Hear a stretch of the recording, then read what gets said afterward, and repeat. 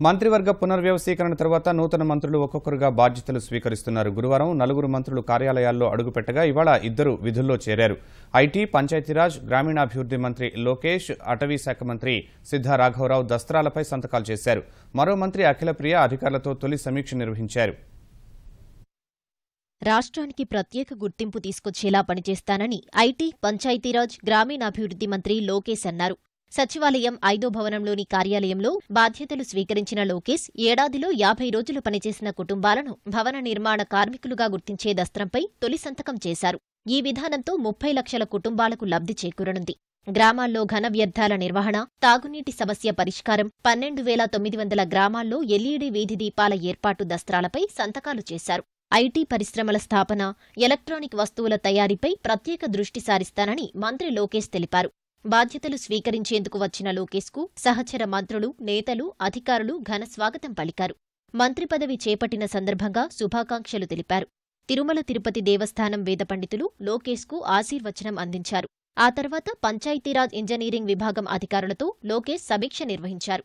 5,000 జనాభా ఉన్న గ్రామాల్లో భూగర్భ డ్రైనేజీ నిర్మాణంపై చర్చించారు. తొలి విడతలో 600 గ్రామాల్లో భూగర్భ డ్రైనేజీలను నిర్మించాలని, ప్రణాళికలు రూపొందించాలని ఆదేశించారు.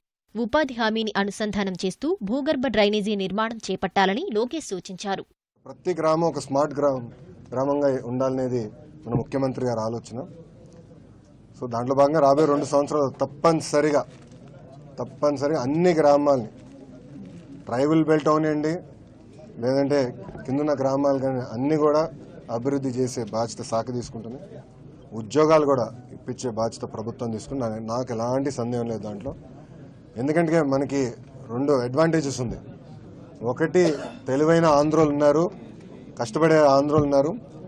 రెండోది, మనకి బ్రాండ్ అంబాసిడర్ చంద్రబాబు నాయుడు గారు ఉన్నారు. సో ఎవరు అవసరం లేదు, ఆయన ఒక్కరుంటే చాలు. సో ఐటీ, ఎలక్ట్రానిక్ కూడా రాబోయే రోజుల్లో మీరే చూస్తారు. ఆల్రెడీ యాక్టివిటీ స్టార్ట్ చేసాం, కొన్ని ఇనాగ్రేషన్స్ కూడా ప్లాన్ చేసుకున్నాం. ఆల్రెడీ 2-3 కంపెనీలు వస్తాం జరిగినాయి. ఒక కార్యాచరణ కూడా రాబోయే రోజుల్లో మీరు చూస్తాం జరుగుతుంది.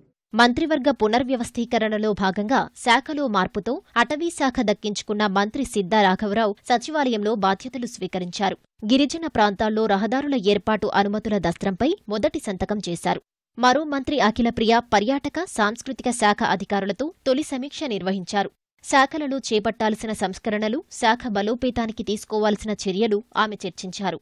మనకి రాష్ట్రంలో వనరులు, మనకి ఫారెస్ట్, అనేక వనరులు ఉన్నాయి. ఫారెస్ట్లో రకరకాల దీంట్లో ఫారెస్ట్ డెవలప్మెంట్ బోర్డు ఒకటి ఉంది, పొల్యూషన్ బోర్డు ఉంది.